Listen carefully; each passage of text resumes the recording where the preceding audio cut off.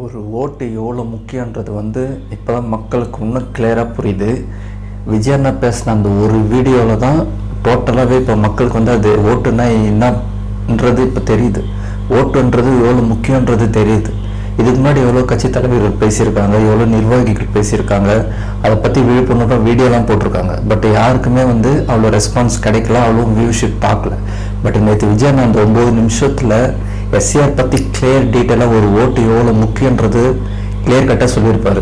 So அதை பார்த்துட்டு ஆன்லைனும் சரி ஆஃப்லைனும் சரி ஃபுல் அண்ட் ஃபுல் கேஷ் தான். ஏன்னா ஆன்லைனில் பார்த்தீங்கன்னா ஃபுல்லாக லோடே ஆக மாட்டேங்குது, ஃபுல்லாக அப்படியே ஜாம் ஆகுது.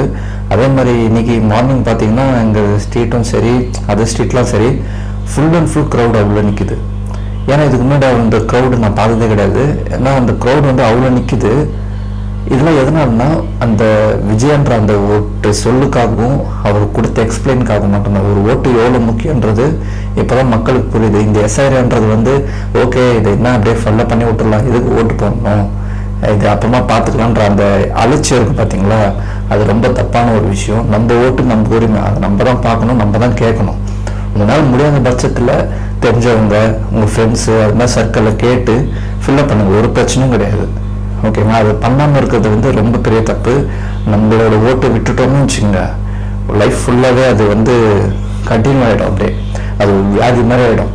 ஓட்டே போடக்கூடாதுன்ற மாதிரி மனநிலை ஆகிடும். ஸோ அதனால் அதெல்லாம் பண்ணாதீங்க. முடிஞ்ச வரைக்கும் எல்லாருக்கிட்டே கேட்டு ட்ரை பண்ணுங்கள்.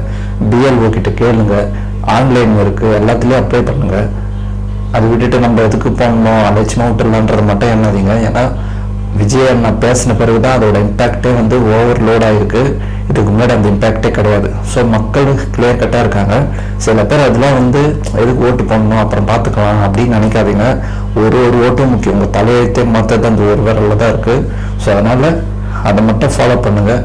எக்காரணத்து கொண்டு நம்ம சோர்வாகவோ என்ன அது இப்படி இருக்குது எப்படி நம்ம ஃபில்லப் பண்ணுறது, நம்மளுக்கு எதுக்கு இதெல்லாம் அப்படின்னு நினைக்காதீங்க.